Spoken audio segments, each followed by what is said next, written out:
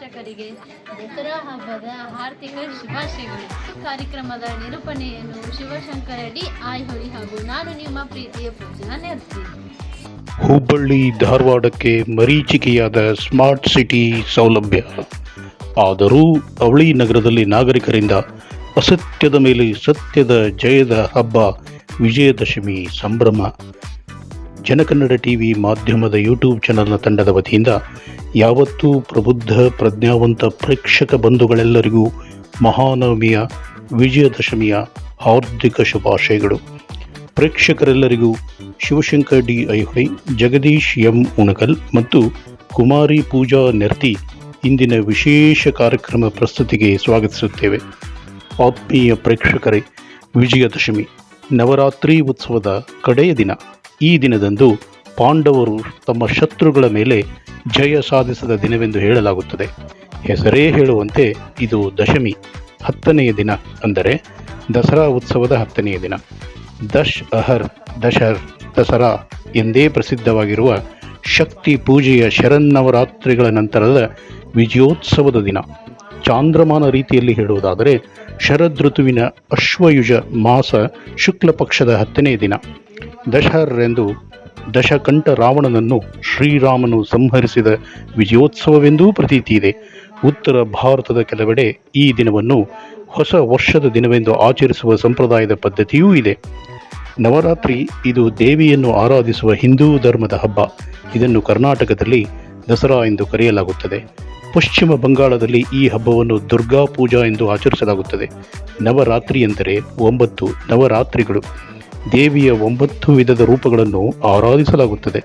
10ನೆಯ ದಿನ ವಿಜಯದಶಮಿ. ಈ ದಿನ ಶಮಿ ವೃಕ್ಷಕ್ಕೆ ಅಂದರೆ ಬನ್ನಿ ಗಿಡಕ್ಕೆ ಪೂಜೆ ಸಲ್ಲಿಸಿ ಶಮಿಯನ್ನು ಅಂದರೆ ಬನ್ನಿಯನ್ನು ವಿನಿಯೋಗ ಮಾಡುವುದು ಕರ್ನಾಟಕದ ಆಚರಣೆಯ ಪದ್ಧತಿ.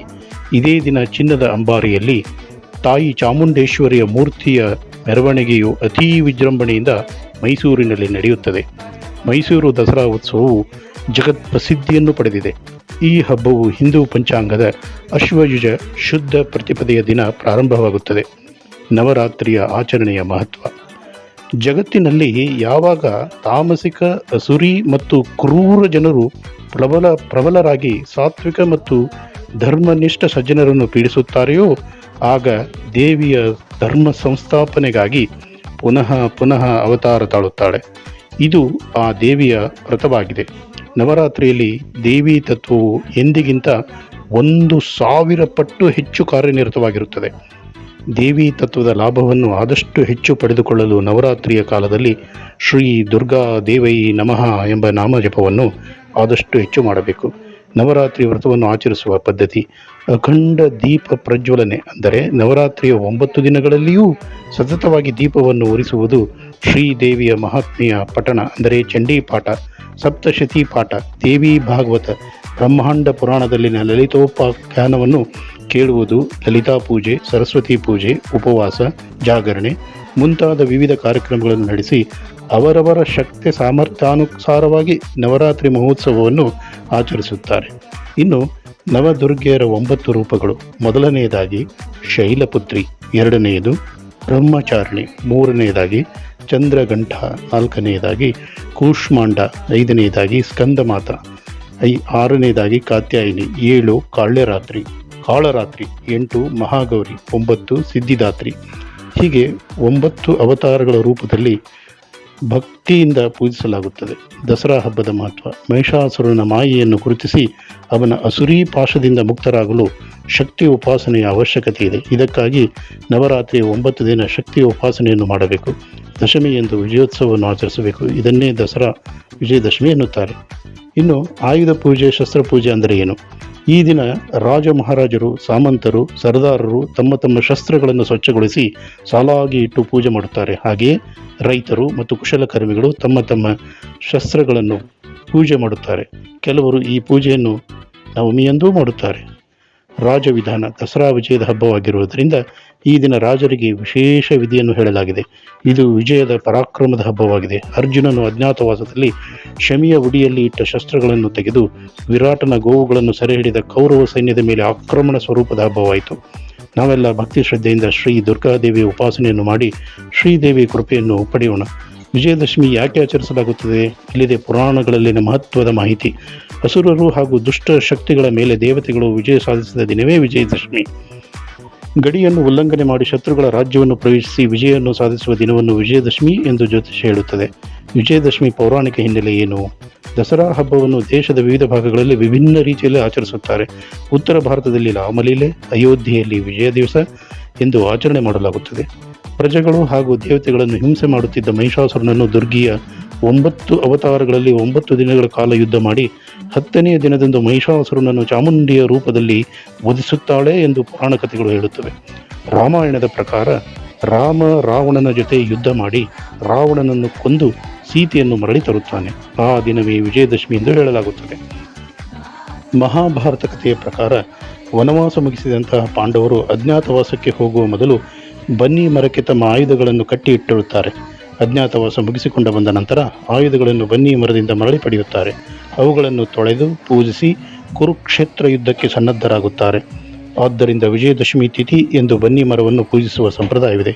ಮೈಸೂರನ್ನು ಮೊದಲಿಗೆ ಮಹಿಷೂರು ಎಂದು ಕರೆಯಲಾಗುತ್ತಿತ್ತು. ರಾಕ್ಷಸನಾದ ಮಹಿಷಾಸುರನನ್ನು ಚಾಮುಂಡಿಯು ಸಂಹಾರ ಮಾಡಿದಳು ಎಂದು ಹೇಳಲಾಗುತ್ತದೆ. ಅಂದಿನಿಂದ ಈ ಭಾಗಕ್ಕೆ ಮೈಸೂರು ಎಂದು ಮರುನಾಮಕರಣವಾಯಿತು. ದಸರಾ ಹಬ್ಬದ ಸಮಯದಲ್ಲಿ ಮೈಸೂರು ಸಂಪೂರ್ಣ ಸ್ವರ್ಗದಂತೆ ಗೋಚರಿಸುತ್ತದೆ.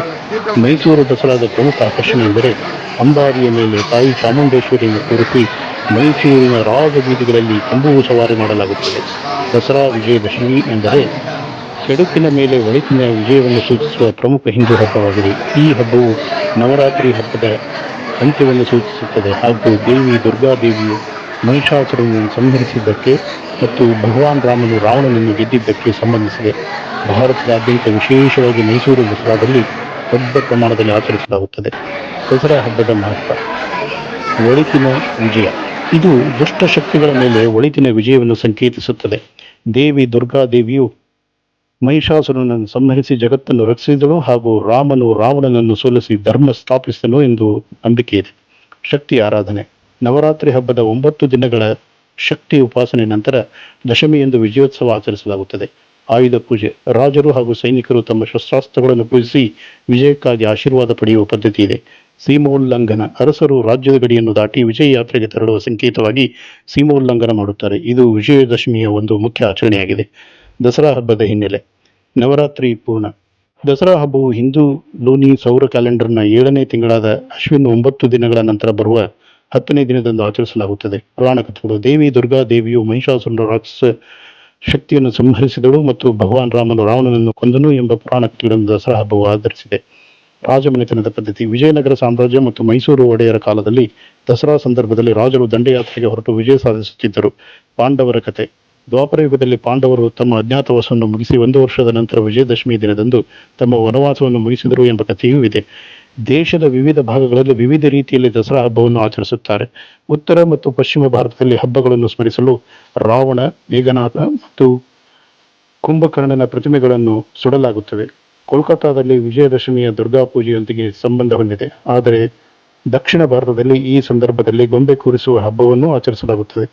ಆತ್ಮೀಯ ಪ್ರಜ್ಞಾವಂತ ಪ್ರೇಕ್ಷಕರೇ, ಅಸತ್ಯದ ಮೇಲೆ ಸತ್ಯದ ಜಯ ಸೂಚಿಸುವ ಅಸುರಿ ಶಕ್ತಿಗಳ ಮೇಲೆ ದೈವೀ ಶಕ್ತಿಯ ಜಯ ಸಾಂದರ್ಭಿಕವಾಗಿ ಸೂಚಿಸುವಂತಹ ಈ ವಿಜಯದಶಮಿ ಪಾವನ ದಿನದಂದು ಈಗಾಗಲೇ ನಮ್ಮ ಕಾರ್ಯಕ್ರಮದ ಆರಂಭದಲ್ಲಿ ಸೂಚಿಸಿರುವ ಶೀರ್ಷಿಕೆಯಂತೆ ಕರ್ನಾಟಕ ರಾಜ್ಯದ 2ನೇ ಅತಿ ದೊಡ್ಡ ನಗರ ಹಾಗೂ ಸ್ಥಳೀಯ ನಗರ ಸರ್ಕಾರ ಅಥವಾ ಸ್ಥಳೀಯ ಆಡಳಿತವನ್ನು ನಡೆಸುವ ಗುರುತರ ಜವಾಬ್ದಾರಿಯನ್ನು ನೋಡಿಕೊಳ್ಳುವ 2ನೇ ಅತಿ ದೊಡ್ಡ ಮಹಾನಗರ ಪಾಲಿಕೆಯಾದ ಹುಬ್ಬಳ್ಳಿ ಧಾರವಾಡ ಅವಳಿ ನಗರದ ನಾಗರಿಕರು ಸ್ಮಾರ್ಟ್ ಸಿಟಿ ಎಂಬ ಅದ್ಭುತ ಪರಿಕಲ್ಪನೆಯ ಅಂತಾರಾಷ್ಟ್ರೀಯ ಗುಣಮಟ್ಟದ ನಾಗರಿಕ ಮೂಲಭೂತ ಸೌಕರ್ಯಗಳನ್ನು ಪಡೆದುಕೊಳ್ಳುವ ಮಹದಾಶೆಯಿಂದ ದಶಕದಿಂದ ತಾಳ್ಮೆಯಿಂದ ಶಬರಿಯಂತೆ ಕಾಯುತ್ತಿದ್ದಾರೆ.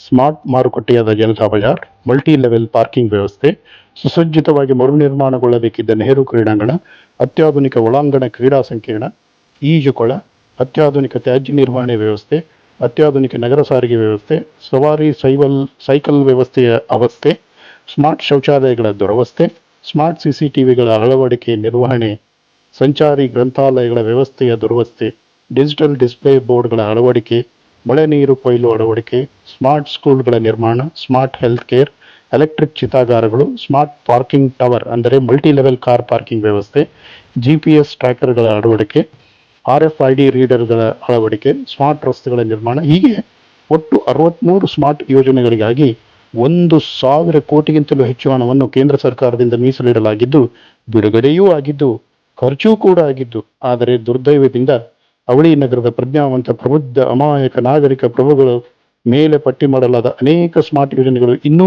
ಉಪಯೋಗಕ್ಕೆ ಲಭ್ಯವಾಗುತ್ತಿಲ್ಲವೆಂದರೆ ಯಾರು ಸ್ಮಾರ್ಟ್? ಪ್ರಜಾಪ್ರಭುತ್ವದ ಮತದಾರ ಪ್ರಭುಗಳಾದ ನಾಗರಿಕರು ಅಥವಾ ಪದೇ ಪದೇ ಆಯ್ಕೆಯಾಗುತ್ತಿರುವ ಪ್ರಜಾಪ್ರತಿನಿಧಿಗಳು? ನೀವೇ ನಿರ್ಧರಿಸಿ.